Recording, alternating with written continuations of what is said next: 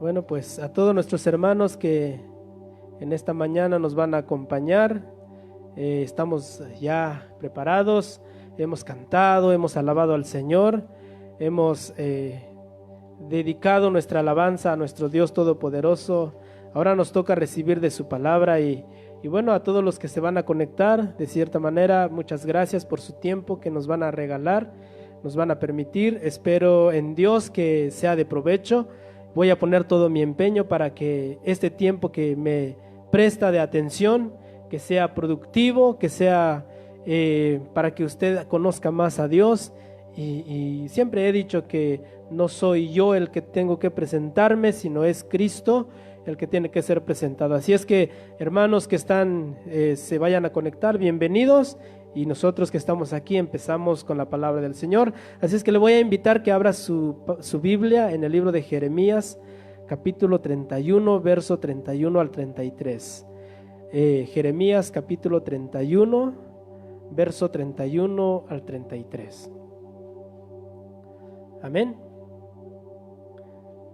Gloria al Señor. Jeremías, capítulo 31, verso 31 al 33. Este pequeño mensaje yo le he puesto por título, si así lo quiere mirar, yo le he puesto por título El Nuevo Pacto. El Nuevo Pacto. Así, si usted toma apuntes, si quiere apuntar, el título de este mensaje es El Nuevo Pacto. Y ahí en Jeremías capítulo 31, verso 27, ahí en el encabezado usted lo puede mirar y dice ahí el Nuevo Pacto. Vamos a leer el verso 31, 32 y 33 y así le voy a pedir que se ponga de pie. Todos los que estamos aquí, niños, jóvenes, adultos, pónganse de pie. Vamos a leer la bendita palabra de Dios en esta mañana. Amén. Libro de Jeremías, capítulo 31, verso 31, 32 y 33. Dice así la palabra de Dios en el nombre del Padre, del Hijo y del Espíritu Santo. He aquí que vienen días, dice Jehová, en los cuales haré nuevo pacto con la casa de Israel y con la casa de Judá. No es como el pacto que hice con sus padres en el día que tomé su mano para sacarlos de la tierra de Egipto, porque ellos invalidaron mi pacto, aunque fui yo un marido para ellos, dice Jehová. Pero este es el pacto que haré con la casa de Israel después de aquellos días, dice Jehová. Daré mi ley en su mente y la escribiré en su corazón, y yo seré a ellos por Dios y ellos me serán por pueblo. Incline su rostro, oremos a Dios. Padre, en el nombre de Jesús, muchas gracias por tu bendita palabra, Dios.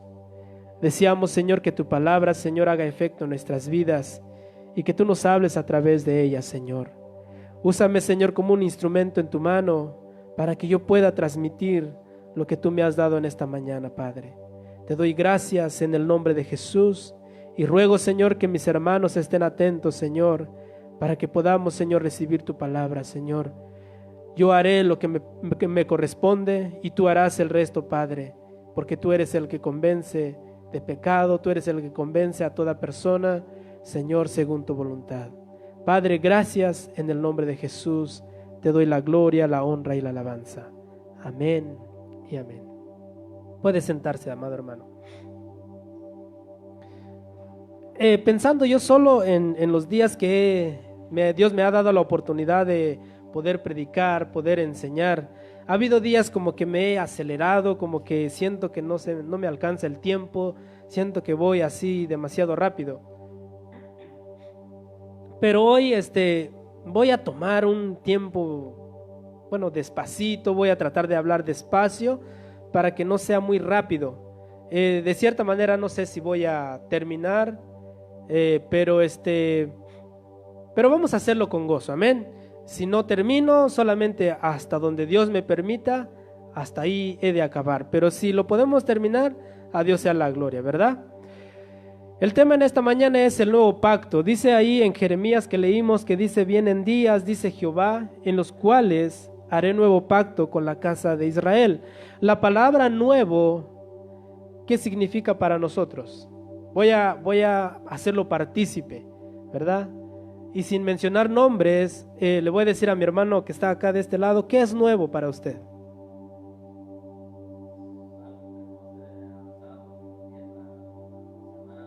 Algo que no se ha usado, dice mi hermano, que empieza a funcionar, ¿verdad? ¿Qué es nuevo para mi hermano que está de este lado? De este lado. ¿Qué es nuevo para usted? Algo recién hecho, algo que no está usado. Mi hermana ahí, la esposa, ¿qué es nuevo para usted? Igual. Ok, dice mi hermana, igual. Mi esposa, ¿qué es nuevo para usted? No sabe, dice, todavía no ha pensado en esa palabra. Muy bien, aquí los niños, hija, ¿qué es nuevo para ti? What is new for you? What's that mean?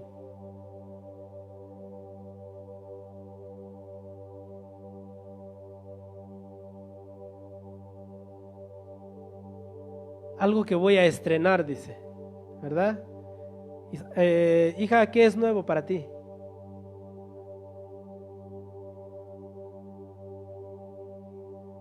Ok, algo que nadie lo ha usado. ¿Qué significa new para ti? ¿No sabes? Ok. Acá mi hija, ¿qué significa new?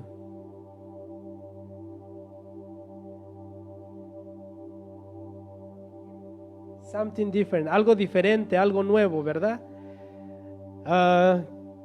What's mean new? Ok, muy bien. Dice algo que nunca has tenido antes, algo que nunca has usado antes, o que nunca has escuchado, es que aquí no escuché, ¿verdad? O que no has tenido también. Vaya, allá, mija, sí puedes decir, no, what is new? What's that mean? New for you. ¿No? ¿Tu hermano?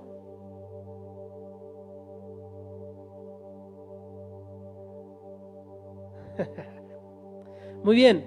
La palabra nuevo, todos los que hemos participado dicen algo que nadie ha usado, algo diferente, algo que entra en vigor, algo que en cierta manera algo nuevo es algo que nadie lo ha usado, algo que viene pronto o viene a futuro.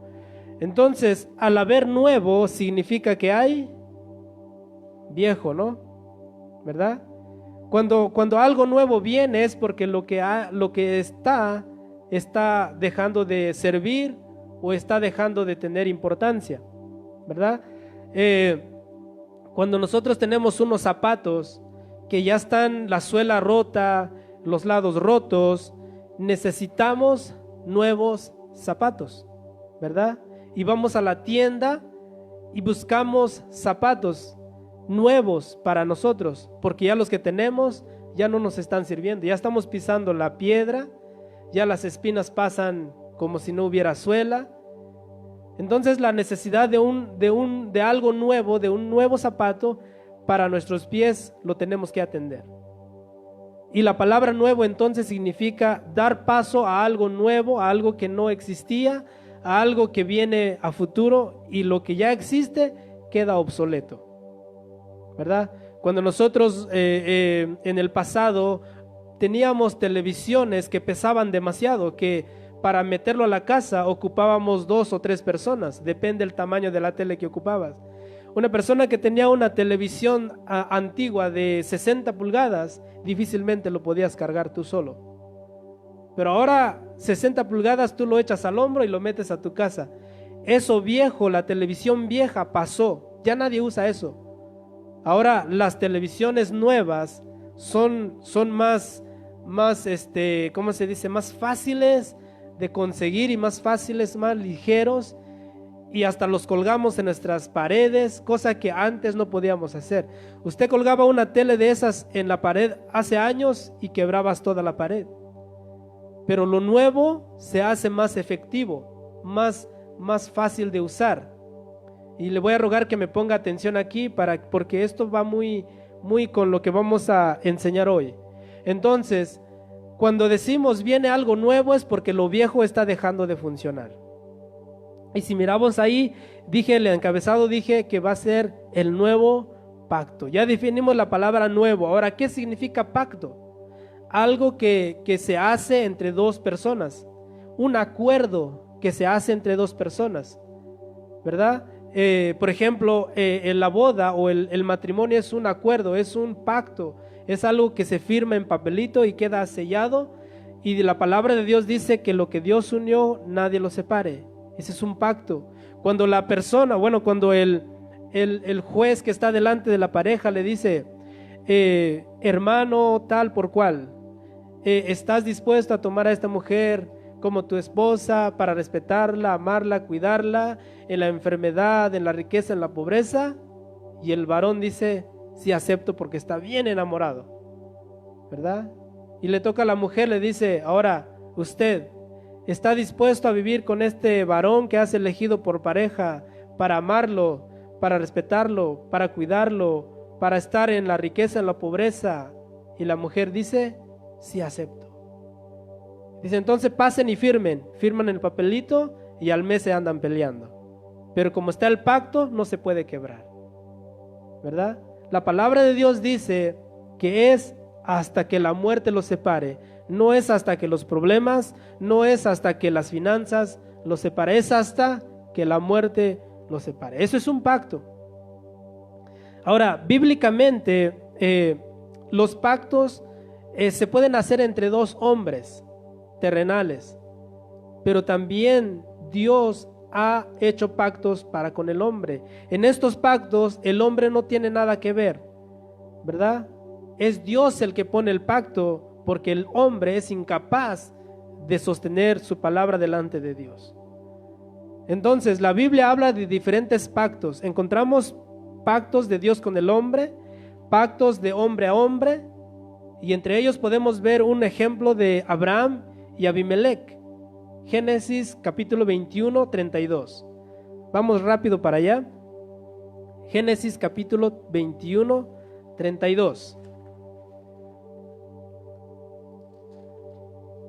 No sé cuántos estén conectados, pero bienvenido, hermano. Si estás ahí con nosotros, bienvenido. Qué gusto poder tenerle, aunque sea de esta manera. Nos gozamos y le saludamos desde aquí donde estamos transmitiendo. Génesis 21, 32. Dice así hicieron pacto en Beerseba, y se levantó Abimelech y Ficol, príncipe del ejército, y volvieron a tierra de los filisteos. ¿De qué se trata aquí? Aquí Abraham excava un pozo y hay problemas con el pozo, y los filisteos se quejan, y entonces el rey de los filisteos va con Abraham y hacen un pacto, y Abraham le da ganado, le da ciertas cosas como señal del pacto. Y dice que desde ese día le llamaron Beerseba. Si ves el 33, dice, y plantó Abraham un árbol tamarisco en Beerseba, e invocó allí el nombre de Jehová Dios eterno, y moró Abraham en tierra de los filisteos por muchos días. Beerseba, hasta hoy se puede encontrar el pozo de Abraham. Si usted puede mirar ahí en Google, en YouTube, póngale el pozo de Beerseba, y usted va a mirar que todavía hasta hoy ese pozo existe. Entonces ese pacto lo hicieron entre dos hombres. Pero en el plano espiritual, cuando Dios hace pacto con el hombre, encontramos ciertos pactos en la palabra de Dios. Entre ellas podemos encontrar el pacto edénico, ¿verdad? El pacto de Edén, el pacto noético, o se le conoce como el pacto de Dios con Noé, el pacto mosaico, el pacto abrahámico, y encontramos el pacto davídico, y encontramos el nuevo pacto. Entonces estamos viendo que hay sí diferentes pactos. Ahora, en los pactos hay momentos que son condicionales y hay momentos que son incondicionales. Por ejemplo, un pacto condicional es el pacto edénico. ¿Qué significa el pacto condicional? El pacto funcionaba mientras que el ser humano obedecía, ¿verdad? Una vez que el hombre desobedece, ese pacto queda sin efecto. Porque Dios le dijo a Adán y a Eva, le dijo, no comas del árbol de la ciencia del bien y del mal, porque el día que comas, ciertamente morirás. Entonces, la condición de ese pacto era la obediencia, que el hombre obedeciera el pacto de Dios, que Dios estableció. Ese es un pacto condicional. Para que surta efecto ese pacto necesita la obediencia del ser humano. Y hoy en día sabemos que ese pacto se hizo inválido. ¿Por qué? Por la desobediencia de Adán. El pacto incondicional podemos mirar en el pacto de Noé. ¿Cuál es el pacto de Noé? Dice que el pacto noético es: no destruiré más a los seres vivientes de toda la tierra. Y la señal del pacto es, ¿quién sabe? El arco iris, ¿verdad? Ahora, ese pacto no es condicional, es incondicional. ¿Por qué? Porque aquí el hombre no tiene nada que ver. Porque el hombre no participa en lo que Dios dijo: no destruiré más al ser humano, ¿verdad? O dice: mientras que haya sementera, habrá día, habrá noche, y no destruiré más la tierra con agua. ¿Qué poder tiene el ser humano para destruir la tierra con agua? Nada, solamente Dios. Entonces, este pacto el hombre solamente escucha y mira, y hasta el día de hoy no se ha cortado ese pacto de Dios con Noé. Hasta el día de hoy sigue ese pacto. Cuando sale las nubes, se empieza a oscurecer el cielo, cae un poquito de lluvia, termina la lluvia, aparece el arco iris. Y ahí está el pacto. Nosotros, cuando éramos niños en México, nos decían: no apuntes el arco iris porque te va a nacer granitos en tu mano. Por ignorancia sabíamos o creíamos eso. Pero cuando viene la luz a nuestras vidas, miramos y dice: el arco iris es el recordatorio de Dios a los hombres de que nunca más se destruirá por agua la tierra. Podrán haber inundaciones y matar a gente, pero solo en una área específica, pero no en todo el mundo. Cuando sale el arco iris, pues miramos ese pacto que es incondicional. El hombre no tiene nada que ver ahí. Muy bien, ese es como un fundamento que quiero poner para que usted entienda lo que hoy voy a explicar, porque mi tema es el nuevo pacto. Y los que saben Biblia entienden que el nuevo pacto, estamos hablando necesariamente del sacrificio de Jesús, ¿verdad? Pero quiero que me ponga atención, porque muchas veces nosotros nos confundimos y empezamos a hacer una ensalada de la palabra de Dios. Por ejemplo, va la pregunta para los que están aquí. Hermano de aquí, de este lado, ¿debemos de respetar la ley, sí o no? La ley que estamos hablando de los 10 mandamientos, todo esto allá del tiempo de la ley, ¿lo debemos de respetar, sí o no? En todo. Dice el hermano: sí. Ahora mi hermano acá, ¿debemos de respetar la ley en todo, sí o no?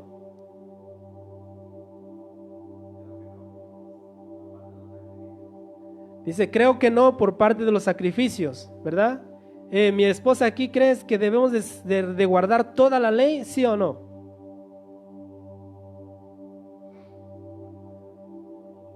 Ajá.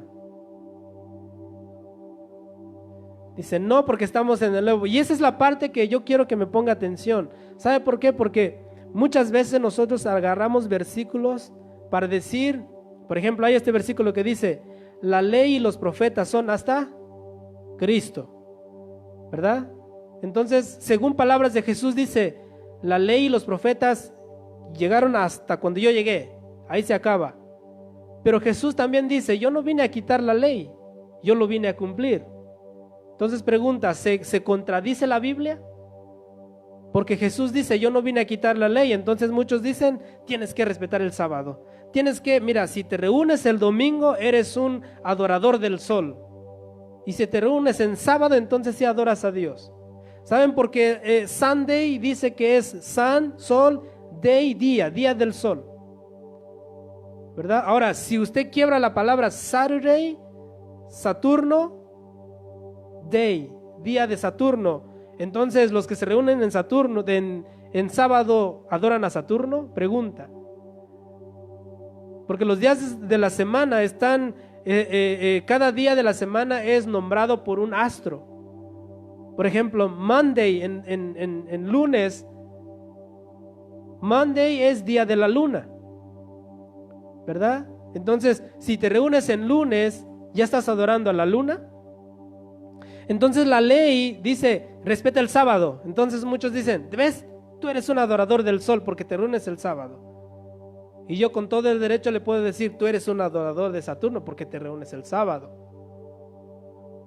Entonces hay un conflicto y muchos he escuchado hermanos que dicen, no, debemos de guardar la ley, porque la ley no te da, o sea, la gracia no te da derecho a quebrantar la ley, y estoy en lo correcto. Bueno, eso es correcto, pero hay que entender y balancear de qué estamos hablando. Ciertamente Jesús dijo, la ley llega hasta los profetas, y también dijo, yo no vine a quebrantar la ley, sino a cumplirla. Entonces, vamos a leer ahí en Romanos 10:4. Romanos capítulo 10, verso 4. Ojalá y usted, ¿cómo se llama? Ponga atención, escriba ahí y lo pueda meditar después, con más calma. Romanos 10:4, dice así la palabra de Dios. Porque el fin de la ley es Cristo para justicia a todo aquel que cree. ¿Qué dice? El fin de la ley es Cristo. ¿Para quiénes? Para todo aquel que cree. ¿Verdad? Entonces, vamos a diferenciar la ley y la gracia. Y vamos a mirar que lo antiguo deja de funcionar para darle paso a lo nuevo. A nosotros nos tocó vivir en el tiempo donde los gentiles tenemos la oportunidad de acercarnos a Dios por la fe en Jesucristo. No siempre fue así. Acuérdese, toda la ley era para los hebreos. ¿Hubo gentiles que se salvaron? Sí. Podemos mencionar a Ruth, podemos mencionar a Rahab. Ellos no eran del pueblo de Dios, pero por gracia ellos pudieron entrar y aún aparecen en la genealogía de nuestro Señor Jesucristo, ¿verdad? Pero antes la ley era para los puros hebreos. Y más decía, si alguien quiere participar de la Pascua, tiene que circuncidarse, tiene que hacer ciertos ritos para entonces entrar al pueblo de Dios. Entonces allí los filisteos quedaban fuera, ¿verdad? Los cananitas quedaban fuera. Todos los pueblos que no eran hebreos, aún los hijos de Ismael, los hijos de Esaú, que eran hijos de Abraham, ¿verdad? Abraham engendró a Ismael e Isaac engendró a Esaú. Pero aún Ismael y Esaú estaban fuera de lo que era la ley dado a los hebreos. Ellos quedaron fuera de eso. Entonces, nosotros nos tocó un tiempo hermoso donde nosotros, sin ser pueblo de Dios, tenemos el acceso para poder estar delante de Dios. ¿Cómo lo podemos hacer? Por fe. Por fe.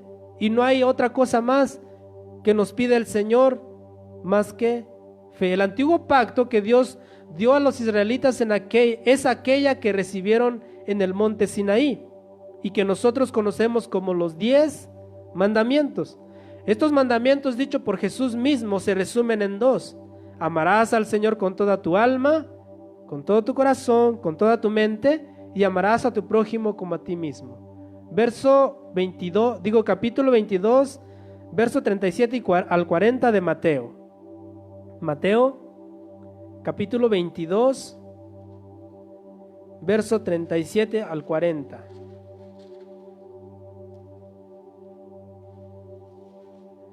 Gloria a Dios. Dice así la palabra de Dios. 37 al 40 dice: Jesús le dijo, bueno, esta palabra es de una pregunta que le hacen a Jesús. El 36 lo puede leer. Maestro, ¿cuál es el gran mandamiento en la ley? Jesús le dijo: amarás al Señor tu Dios con todo tu corazón y con toda tu alma y con toda tu mente. Este es el primero y grande mandamiento. Y el segundo es semejante: amarás a tu prójimo como a ti mismo. De estos 2 mandamientos depende toda la ley y los profetas. Entonces, si lo lo comprimimos, los 10 mandamientos se resumen en 2. Ama a Dios con toda tu mente, con toda tu alma, con todo tu corazón. Y la segunda dice, ama a tu prójimo como a ti mismo. Simples, ¿verdad? No hay mucho que mirar ahí. Solamente ama a Dios. ¿Y cuántos aman a Dios? Decimos amén. ¿Y cuántos respetamos al prójimo? Decimos amén, o ahí como que tambaleamos, ¿verdad? Porque es fácil decir amo a Dios, pero qué difícil es cuando tenemos que ser justos con nuestro semejante, con nuestro prójimo, ¿verdad? Es muy difícil. Por eso Dios el apóstol Juan, inspirado por Dios mismo, su espíritu dice, cualquiera que diga que ama a Dios y aborrece a su hermano, dice, es mentiroso. Porque dice, si no puedes amar al que miras, ¿cómo vas a amar al que no miras? No se puede. Entonces dice, amarás al Señor tu Dios con toda tu alma y con toda tu mente, y a tu prójimo como a ti mismo. De estos dos, según Jesús, de estas dos partes pende toda la ley. ¿Y sabe por qué? Porque nosotros conocemos los 10 mandamientos. Vamos a mencionar unos, ¿va? Los 10 mandamientos. Un mandamiento: no matarás. Otro mandamiento: no robarás. No tendrás dioses ajenos delante de mí. Un commandment de los 10 commandments. No mentirás, no levantarás falso testimonio, ¿verdad? Aquí. Honra a tu padre y a tu madre. ¿Otro mandamiento? ¿No? ¿Un mandamiento?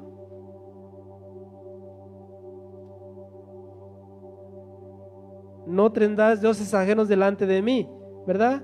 Y luego dice, otro mandamiento es, guarda el día de reposo. Guarda el sábado, ten cuidado de que lo guardes. Ahora, nosotros nos quedamos con esos 10 mandamientos y decimos, si cumplimos los 10 mandamientos, hemos cumplido todo. Pero sabe que el decálogo o los 10 mandamientos solamente son como cuando tú lees la Constitución Política de los Estados Unidos Mexicanos, ¿verdad? Por ejemplo, una ley en México puede ser la de la educación, ¿verdad? Y el artículo tal por cual habla sobre la educación. Pero después de eso, si tú te vas a ese párrafo de lo que es la educación, miras otros requisitos que van con esa ley, ¿verdad? Ahora, nosotros conocemos los 10 mandamientos, son los puntos principales, pero nosotros tenemos que mirar más abajo. Por ejemplo, dice, honra a tu padre y a tu madre para que te vaya bien en la tierra que Jehová tu Dios te da. Ahora, si nosotros estudiamos esa palabra de honra a tu padre y a tu madre, hemos de encontrar que diga, cualquiera que levante su mano a su papá o a su mamá, dice, muera irremisiblemente. Sí sabíamos eso, ¿no? Ahora, nosotros encontramos que dice, no tendrás dioses ajenos delante de mí, ¿verdad que encontramos eso? Pero no hemos estudiado la parte que todo eso conlleva. Por ejemplo, la idolatría o los mandamientos de Dios acerca de cómo nos debemos de presentar a Él. Nosotros decimos, no tendrás dioses ajenos delante de mí. Pequé, ahora, ¿cómo puedo reconciliarme con Dios? Y ahí es donde entra la ley sacrificial que decía mi hermano Leo. En el tiempo pasado, cuando una persona moría, alguien tenía que pagar. Para empezar, el personaje que pecaba tenía que pagar su pecado. Entonces, encontramos dos tipos de leyes aquí, y aquí es donde ya entro en tema: la ley sacrificial y la ley moral. ¿Escuchó? La ley del sacrificio y la ley moral. Ahora, cuando Jesús dijo, la ley y los profetas llegan hasta Juan, ¿qué quiso decir? La ley de los sacrificios llegan hasta ahí. Cuando Jesús dijo, yo no vine a abrogar la ley sino a cumplir, ¿qué quiso decir? Él dijo, vine a cumplir las leyes del sacrificio, pero también las leyes morales. Entonces, cuando Jesús dice, la ley llega hasta Juan, está diciendo, los sacrificios quedan sin efecto después de Jesús. Más la ley moral sigue hasta nuestros días. Entonces, la ley moral es no robarás. Tú sales a robar allá afuera, ¿qué te va a pasar? Te van a agarrar, te van a meter a la cárcel. Tú miras a una mujer que está casada, en tu corazón sabes que eso es pecado. Y eso continúa hasta nuestros días. La ley moral sigue, el no matarás, el no robarás, todo eso continúa. Pero la ley del sacrificio es hasta Jesús. Ya no se pide que se traiga corderos, ya no se pide que se traiga machos cabríos, ya no se pide que alguien tenga que morir un animalito, que se tenga que morir para que usted presente la sangre y que Dios perdone tu pecado. La ley sacrificial era todo lo que Dios exigía a su pueblo para poder tener comunión con ellos. Cuando una persona pecaba, tenía que presentar sangre de cordero o sangre de animales. Entre los que podemos mencionar de la ley era guardar el sábado, guardar las fiestas. ¿Cuáles son las fiestas de Israel? Por ejemplo, la fiesta de los tabernáculos, la fiesta de las cabañas, la fiesta de la expiación, la Pascua.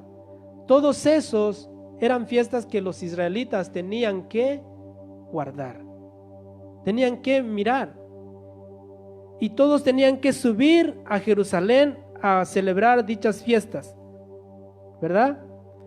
La ley moral era todo lo concerniente a tratar bien a los demás, por ejemplo, honrar a los padres, no robar, etc. Cuando Jesús dice que el fin de la ley es Cristo, no se refiere a la ley moral, Él se refirió a la ley de los sacrificios. Es decir, Cristo dijo, el fin de los sacrificios soy yo. Hasta ahí llegan los sacrificios. Hoy ya no se pide corderos para degollarlos y presentar la sangre como expiación, ¿verdad? Sin embargo, Dios no quitó la ley moral. El no robarás, no codiciarás, los bienes y la mujer de tu prójimo, el no matarás, el honra a tus padres están vigentes como los días pasados y seguirá hasta el fin de los tiempos. Entendamos pues que lo que queda viejo es la ley sacrificial que exigía la muerte de animales para expiación de los pecadores. Vaya conmigo al libro de Levítico, capítulo 17, verso 11. Levítico, capítulo 17, verso 11. Entonces, si usted está entendiendo, nosotros debemos de guardar la ley que es conforme a la ley moral. La ley sacrificial ya no es para nosotros. Levítico 17:11 dice ahí. 17:11 le dije.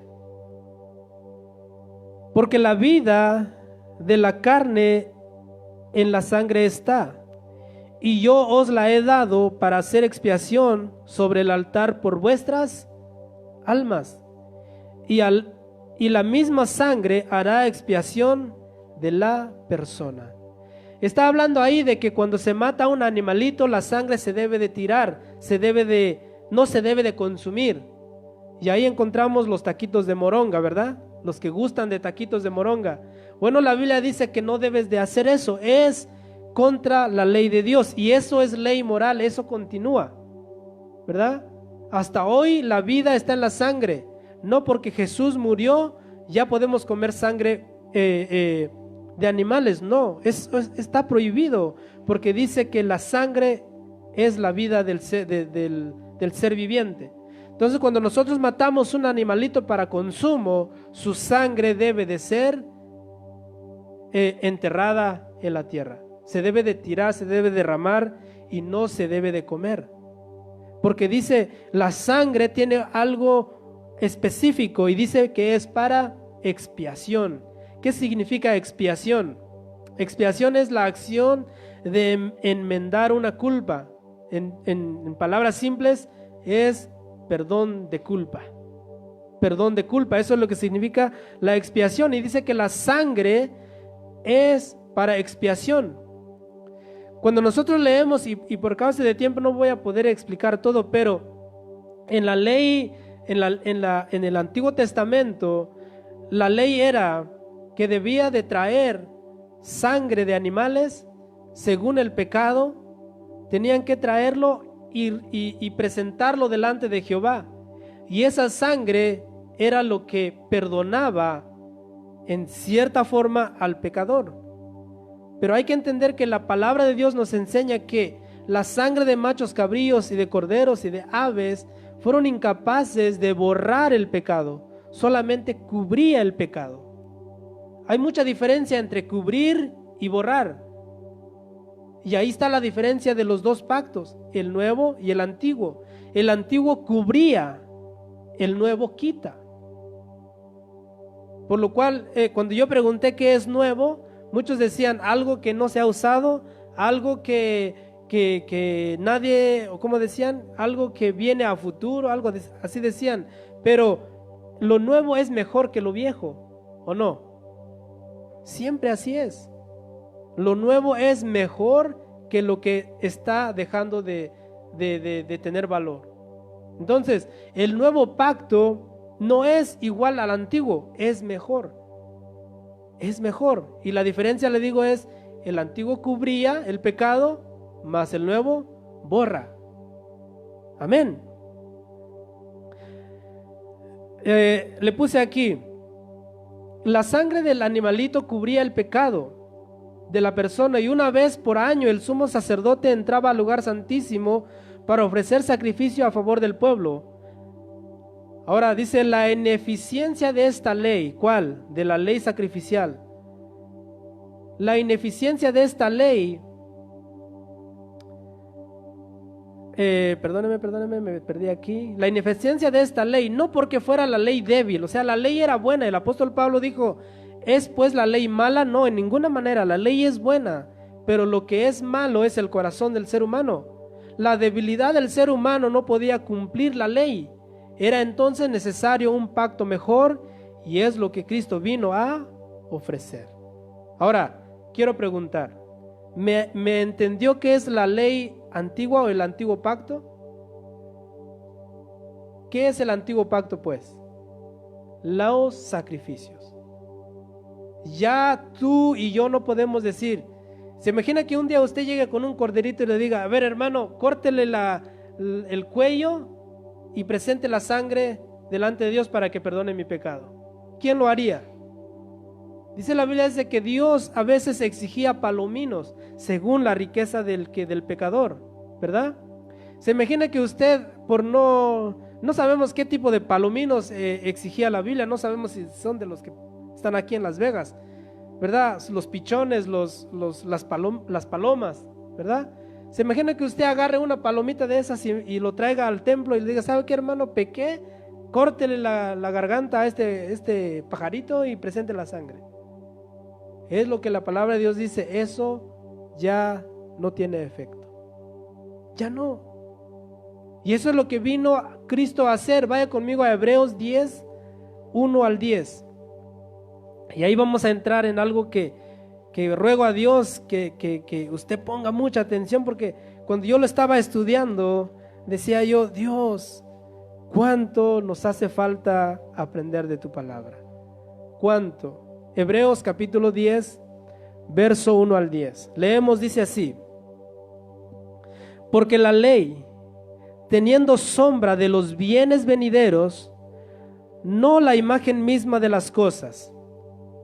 La diferencia de la ley nueva y la antigua era que la ley antigua era la sombra, ¿verdad? Cuando viene lo real, la persona, la sombra deja de ser, ¿verdad? Se cuenta de un niño que estaba teniendo problemas con sus amiguitos, ¿verdad? Y le estaban haciendo problema a este niño, y el niño empieza a querer pelear con él. Y de repente los amiguitos empiezan a temblar, a temer, y el niño solamente mira una sombra grande, el que estaban en problemas. Y el niño sabía que la sombra no era el que producía el miedo, ¿verdad? Sino que el autor de la sombra era lo que hizo temer a los niños, a sus compañeritos. Ahora, el niño no voltea a la sombra, voltea al que es el dueño de la sombra, Y resulta que cuando voltea al niño, su papá estaba atrás de él. ¿Verdad? Cuando los niños de chiquitos quieren pelear o quieren tener problemas, si el papá del niño que está en problemas llega y se para atrás del hijo, ¿qué van a hacer los amiguitos? ¿Verdad que ya no hace nada?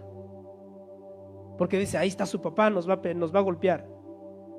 Pues eso es lo que estamos mirando acá. La sombra era la ley antigua, ¿verdad? Y el dueño de esa sombra es Cristo. Ahora, ¿qué es lo que vamos a temer más? ¿La sombra o el dueño de la sombra? ¿O qué vamos a ponerle más atención? ¿A la sombra o al dueño de la sombra?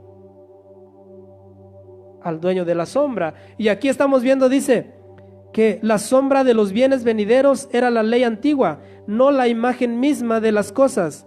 Nunca puede, por los mismos sacrificios que se ofrecen continuamente cada año, hacer perfectos a los que se acercan. Dice, si tú vienes con una ofrenda cada año, no te hace perfecto. ¿Sabe por qué? Porque si este año vienes con una ofrenda, necesariamente vendrás el otro año, porque no te da una conciencia limpia, no te purifica.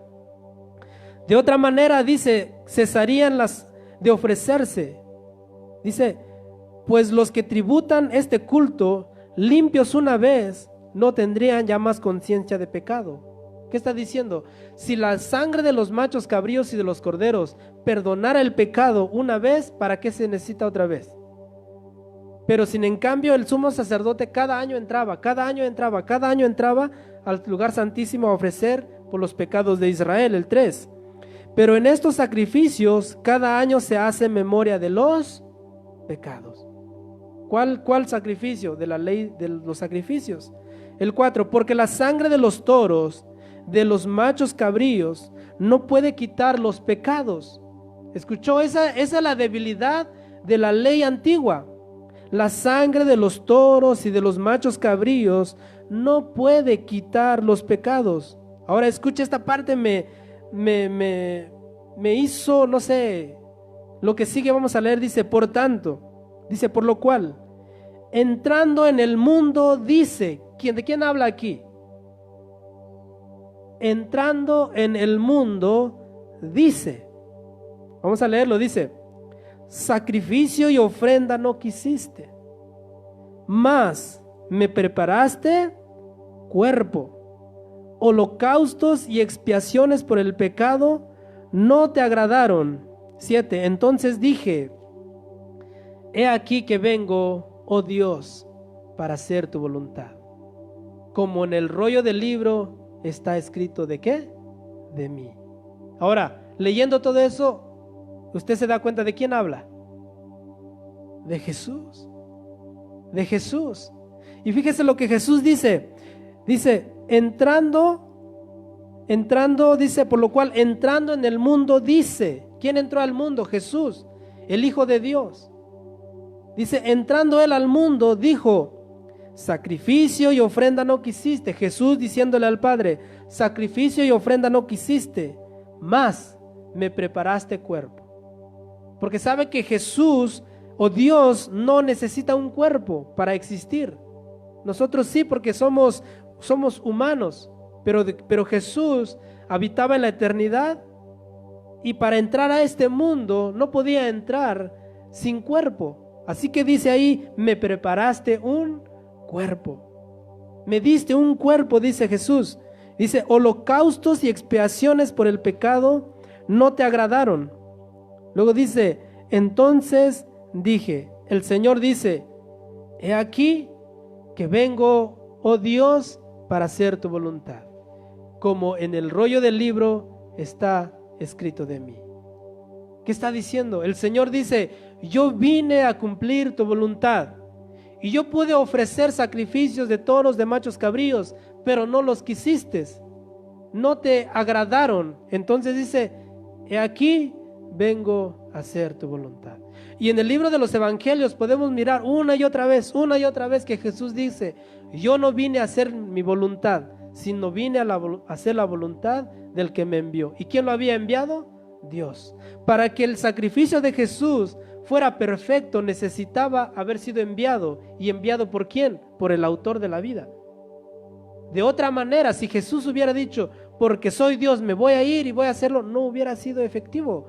Porque para que este sacrificio se hiciera como lo que Dios lo planeó desde antes de la fundación del mundo, era necesario la obediencia de Jesús y que lo mandara el Padre.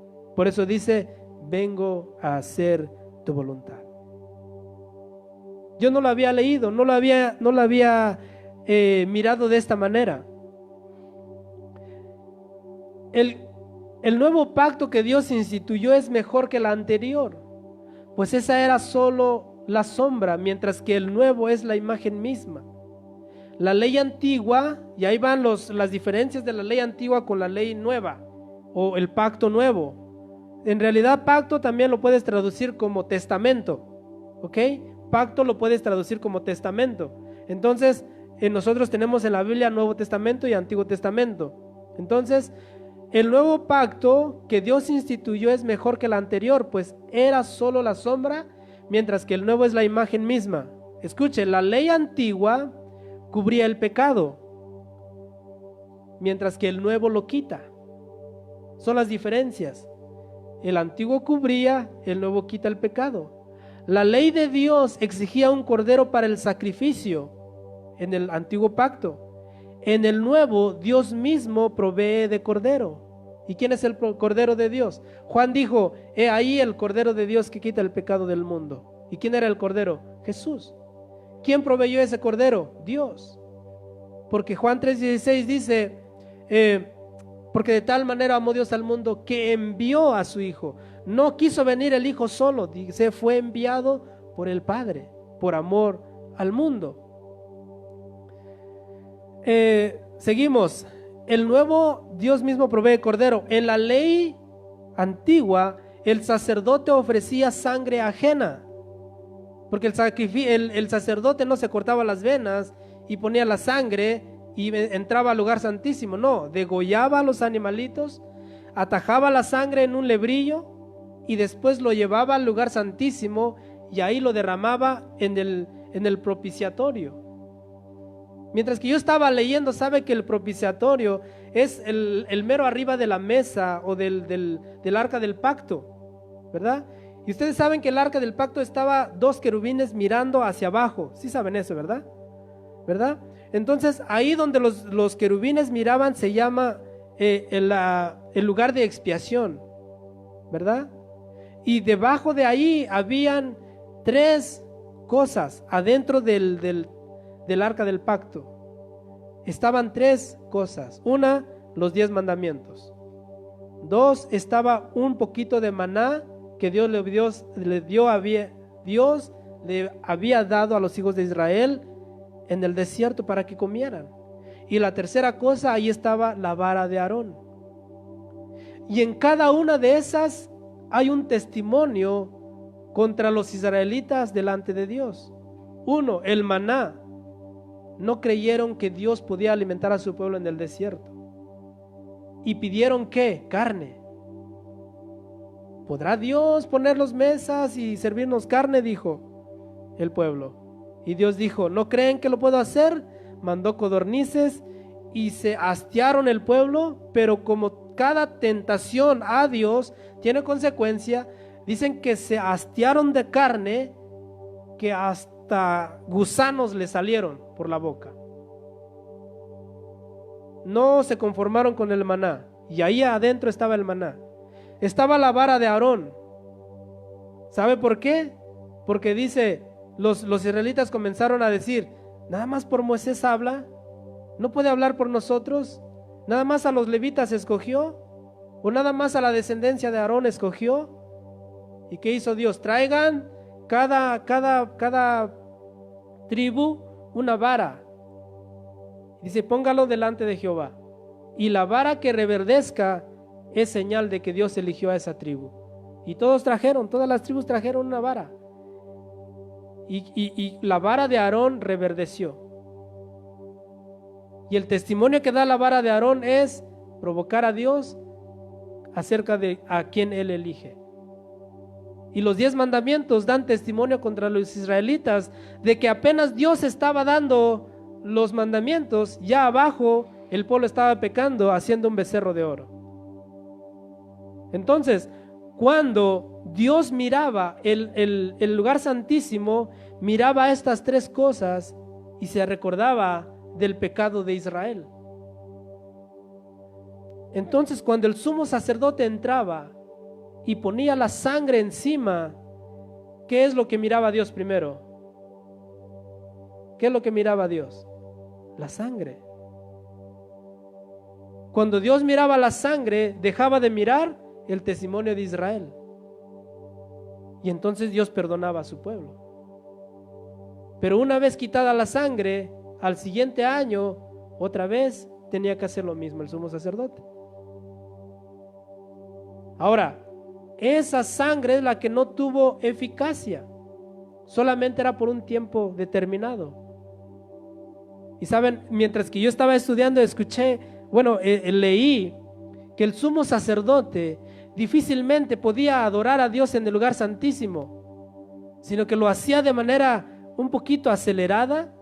¿Por qué? Porque los que estaban afuera, hermano, imagínense, si tú te pones de rodillas a orar y no se escucha ruido ni que estás hablando ni nada, solamente te arrodillas y tú estás orando, y ya uno dice, ¿estará dormido o está orando? De veras. Ahora, imagínense en el tiempo de la ley que decían, si no escuchan ruido en el lugar santísimo, es que ya se petateó, jálenlo nomás, ya murió. Entonces dice, un sumo sacerdote que entraba en el lugar santísimo tenía que hacerlo de manera un poquito rápida y tenía que hacer ruido, por lo cual no podía decir, voy a adorar a Dios y no quiero ruido. No, sino que ellos tenían que hacer ruido, porque si no se escuchaba ruido, los que estaban allá afuera decían, ya murió, jalemos la cuerda. Hermano, usted sabe que ¿cuántos de nosotros caeríamos fulminados delante de la presencia de Dios hoy en nuestros días? Yo creo que la mayoría, y tendrían que jalarnos con una cuerda, porque muchas veces nos presentamos delante de Dios sin tener en cuenta que debemos de estar limpios delante de Dios. Mi hermano Carlos decía que nos compartía en Timoteo, que dice, procuren presentarse ante Dios aprobados, como obreros que no tienen nada de qué avergonzarse. Entonces, la ley antigua cubría el pecado, mientras que el nuevo quita. La ley, en la ley el sacerdote ofrecía sangre ajena. En el nuevo pacto, el sumo sacerdote ofrece su propia sangre. En la ley, una vez por año entraba el sumo sacerdote para perdón de pecados del pueblo. En el nuevo, Cristo se ofreció una vez y para siempre según la ley. En el nuevo, Cristo se ofreció una vez y para siempre. Según la ley, todo es purificado con sangre, y sin derramamiento de sangre no hay remisión de pecados. Hebreos 9:22. Vamos ahí, Hebreos 9:22.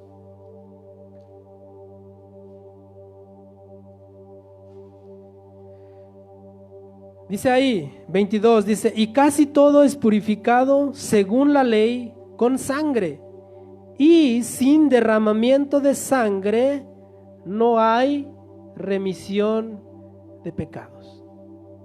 ¿Escuchó? Si tú dices, o el que me está mirando diga, yo comportarme bien, con buenas obras, con no matar a nadie, esto, voy a alcanzar el cielo. Bueno, la Biblia dice que sin sangre no hay remisión de pecados. Es imposible por obras. Y yo le puse aquí, hermano, yo sé que el tiempo no me va a dar, pero le puse aquí, leer todo Hebreos capítulo 8, 9 y 10. ¿Cuántos están dispuestos a leer conmigo 8, 9 y 10 de Hebreos? ¿Lo leemos? Vamos a leer lo más rápido que podamos. Dice, ahora bien, el punto principal de lo que venimos diciendo es que tenemos tal sumo sacerdote, el cual se sentó a la diestra del trono de la majestad en los cielos, a Cristo, ministro del santuario y de aquel verdadero tabernáculo que levantó el Señor y no el hombre. Porque todo sumo sacerdote está constituido para presentar ofrendas y sacrificios, por lo cual es necesario que también éste tenga algo que ofrecer. Está hablando del sumo sacerdote. Dice, tiene que presentar por el pueblo y presentar por sí mismo. Así que, si estuvieres sobre la tierra, ni siquiera serías sacerdote. Está hablando de Jesús. Habiendo aún sacerdotes que presentan las ofrendas según la ley. 5. Los cuales sirven a lo que es figura y sombra de las celestiales, como se le advirtió a Moisés cuando iba a erigir el tabernáculo, diciendo, mira, haz todas las cosas conforme al modelo que se te ha mostrado. ¿En dónde? En el monte. O sea, Moisés recibió un tipo de modelo en el monte y Dios le dice, ten cuidado de hacerlo como lo miraste allá. Eso significa que en el cielo está un tabernáculo no hecha por mano de hombres, sino es hecha por Dios mismo. 6. Pero ahora, tanto mejor ministerio es el suyo, Jesús, cuanto es mediador de un mejor pacto. Dice, ciertamente no se hubiera procurado lugar para el segundo, porque reprendiéndolos dice, he aquí vienen días, dice el Señor, en que estableceré con la casa de Israel y la casa de Judá un nuevo pacto, no como el pacto que hice con sus padres el día que los tomé de la mano para sacarlos de la tierra de Egipto, porque ellos no permanecieron en mi pacto y yo me desentendí de ellos, dice el Señor. Por lo cual, este es el pacto que haré con la casa de Israel. Después de aquellos días, dice el Señor, pondré mis leyes en la mente de ellos y sobre su corazón la escribiré. Y seré a ellos por Dios y ellos me serán a mí por pueblo.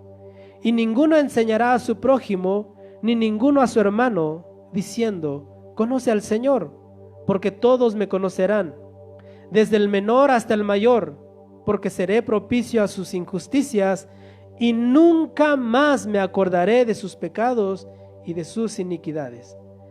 Al decir nuevo pacto, escúchalo mi amado hermano, ha dado por viejo al primero, y lo que se da por viejo y se envejece está próximo a desaparecer. El 9, ahora bien, aún el primer pacto tenía ordenanzas de culto y un santuario terrenal. Está hablando de las ordenanzas sacrificiales y el santuario terrenal, el tabernáculo. Gloria a Dios. Porque el tabernáculo estaba dispuesto así. En la primera parte, llamada el lugar santo, estaban el candelabro, la mesa y los panes de la proposición. Tras el segundo velo estaba la parte del tabernáculo llamada el lugar santísimo, el cual tenía un incensario de oro y el arca del pacto cubierta por oro por todas partes, en la que estaba una urna de oro que contenía el maná, la vara de Aarón que reverdeció y las tablas del pacto, y sobre ella los querubines de gloria que cubrían el propiciatorio, de las cuales cosas no se puede ahora hablar en detalle. Y así, dispuestas están en la primera parte del tabernáculo, entran los sacerdotes continuamente para cumplir todos los oficios del culto, Pero la segunda parte, solo el sumo sacerdote, una vez al año, no sin sangre, escúchelo, no sin sangre, la cual ofrece por sí mismo y por los pecados de ignorancia del pueblo, dando al Espíritu Santo a entender con esto que aún no se había manifestado el camino al lugar santísimo, entre tanto que la primera parte del tabernáculo estuviese en pie, lo cual es símbolo para el tiempo presente, según el cual se presentan ofrendas y sacrificios que no pueden hacer perfecto en cuanto a la conciencia al que practica ese culto, ya que consiste solo de comidas y bebidas, de diversas abluciones y ordenanzas acerca de la carne, impuesta hasta el tiempo de reformar las cosas. Escuchó, dice, la ley antigua era de comidas y bebidas. Dice el 11, pero estando ya presente Cristo, sumo sacerdote de los bienes venideros, por el más amplio y más perfecto tabernáculo, no hecho de manos, es decir, no de esta creación, y no por sangre de machos cabríos ni de becerros, sino por su propia sangre, entró una vez y para siempre en el lugar santísimo, habiendo obtenido eterna redención. Porque si la sangre de los toros y de los machos cabríos, las cenizas de la becerra rociadas a los inmundos, santifican para la purificación de la carne, escuche, cuánto más la sangre de Cristo, el cual mediante el Espíritu eterno se ofreció a sí mismo sin mancha a Dios, limpiará vuestras conciencias de obras muertas para que sirváis al Dios vivo. Así que, por eso es mediador de un nuevo pacto, Jesús, para que interviniendo muerte para la remisión de las transgresiones que había bajo el primer pacto, los llamados reciban la promesa de herencia eterna. Porque donde hay testamento, es necesario que intervenga muerte del testador. Porque el testamento con la muerte se confirma, pues no es válido entre tanto que el testador vive. De donde ni aun el primer pacto fue instituido sin sangre, porque habiendo anunciado Moisés todos los mandamientos de la ley a todo el pueblo, tomó sangre de los becerros y de los machos cabríos, con agua, lana escarlata e hisopo, y roció el mismo libro y también a todo el pueblo, diciendo: esta es la sangre del pacto que Dios os ha mandado. Y además de esto, roció también con la sangre el tabernáculo y todos los vasos del ministerio.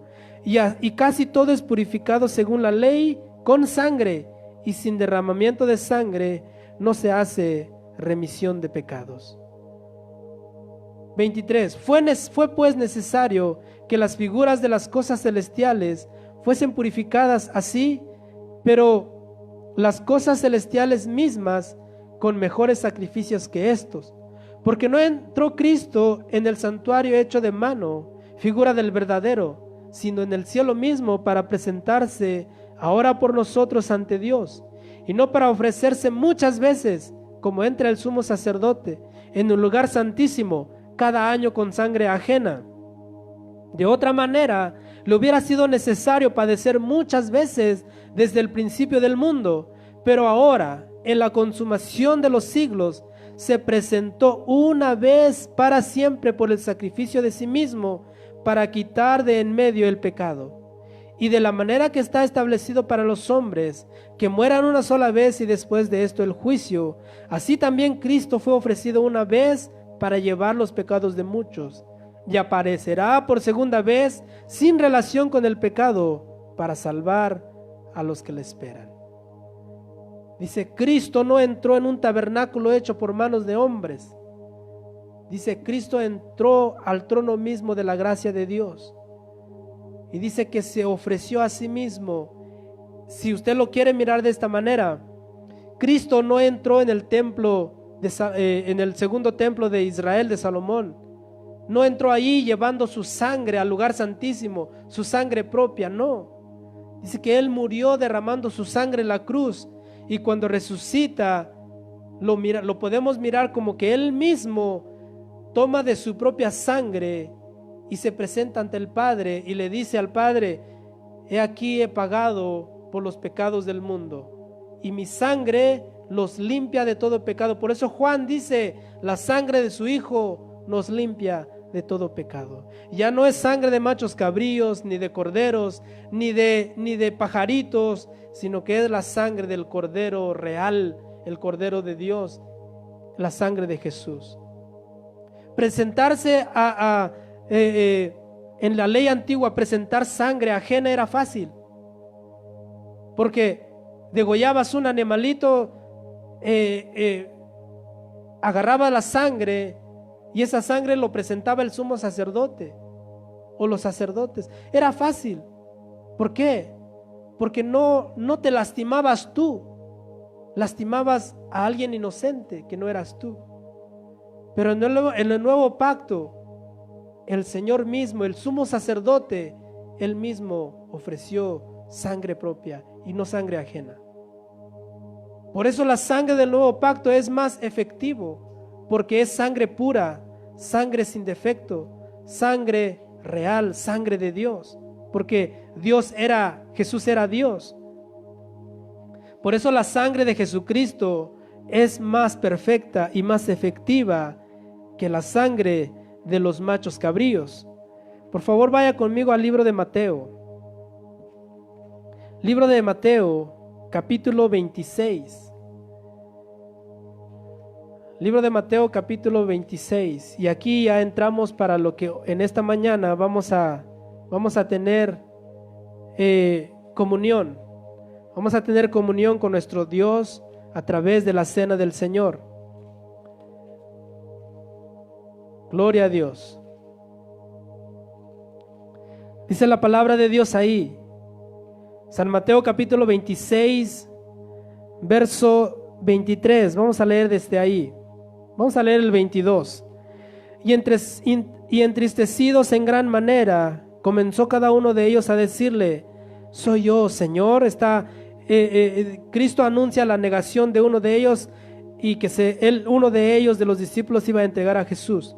Y entristecidos en gran manera, comenzó cada uno de ellos a decirle: soy yo, Señor. Entonces él respondió, dijo: el que mete la mano conmigo en el plato, ese me va a entregar. A la verdad el Hijo del Hombre va, según está escrito de él, mas ay de aquel hombre por quien el Hijo del Hombre es entregado. Bueno le fuera a ese hombre no haber nacido. Entonces respondiendo Judas, el que le entregaba, dijo: ¿soy yo, maestro? Le dijo: tú lo has dicho. 26. Y mientras comían todos, tomó Jesús el pan y bendijo, y lo partió y dio a sus discípulos, y dijo: tomad, comed, esto es mi cuerpo. Y tomando la copa y habiendo dado gracias, les dio, diciendo: bebed de ella todos. 28. Porque esto es mi sangre, ¿del qué? Del nuevo pacto, que por muchos es derramada para remisión de los pecados. 29. Y os digo que desde ahora no beberé más de este fruto de la vid hasta el día en que lo beba nuevo con vosotros en el reino de mi Padre. La transubstanciación no existe. La misa no existe. Porque Cristo una vez se ofreció para siempre, no se ofrece a cada rato. Cuando el sacerdote católico entra y da la comunión, dice: me introduzco al altar de Dios, y ellos creen que bajan a Cristo y lo meten en un pedazo de pan, y cuando la gente pasa le dice: cuerpo de Cristo, pero eso sí, el vino no le da a nadie. Pero Cristo dijo, partió el pan y dio a todos, bendijo la copa y dio a todos, y dijo: tomad, esto es mi sangre. Ahora, Jesús no se cortó las venas y puso su sangre en la copa para decir: tomen, esto es mi sangre. Jesús dijo: tomen este vino que simboliza mi sangre. No dijo: tomen mi sangre literal o coman mi cuerpo literal. Jesús dijo: cada que hagan esto, tienen que recordar mi sacrificio. Cada que hagan esto, tienen que testificar que ustedes están listos para la venida de Jesús. Cada vez que nosotros tomamos la cena, debemos de recordar que estamos diciendo, como empezamos el culto diciendo: sí, ven, Señor Jesús, ven, tu iglesia te espera. Testimonio para quién, que estamos listos. Testimonios para los que nos ven y para los ángeles. Porque dice: tenemos una nube de testigos. A los ángeles les hubiera encantado saber del evangelio, pero a ellos no se les dio. Se nos dio a nosotros para que pregonemos el evangelio. La sangre de nuestro Señor Jesucristo nos limpia de todo pecado. Es su sangre la que te puede perdonar, no tus buenas obras. Nada de eso sirve si la sangre de Cristo no está en tu vida. Hoy vamos a tomar la cena del Señor, los que estamos aquí. Los que están en casa, pues no hay forma de que ustedes participen con nosotros. Ojalá ustedes puedan tomar un pedazo de pan, y si tienen jugo de uva lo puedan hacer, pero ya eso es de cada quien. Nosotros los que estamos aquí lo vamos a tomar porque es ordenanza de Dios. Y aún así le puedo decir, el que esté seguro de tomar la cena, hágalo. Pero si tú dices en tu corazón, he pecado y no he pedido perdón a Dios, no lo hagas, porque entonces dice, comes y bebes juicio para sí. Pero antes de tomar la cena, podemos nosotros arrepentirnos y pedirle a Dios que nos perdone. Que si tengo que ser bautizado para tomar la cena, nunca he visto en la Biblia que diga eso. Solamente dice, escudriñese a sí mismo. Muchas veces nosotros queremos predicar doctrinas de hombres, cuando Jesús dijo, Él mismo dijo, dejen a los niños venir a mí, porque de ellos es el reino de Dios. Que el Señor te bendiga, a los que nos están mirando, que el Señor te bendiga, que el Señor te guarde, que el Señor esté con tu familia, que el Señor bendiga tu semana, tu trabajo, que el Señor bendiga el fruto de tus manos. Vamos a dejar de transmitir y los que estamos aquí vamos a tomar la cena del Señor. Dios te bendiga, Dios te guarde. Amén.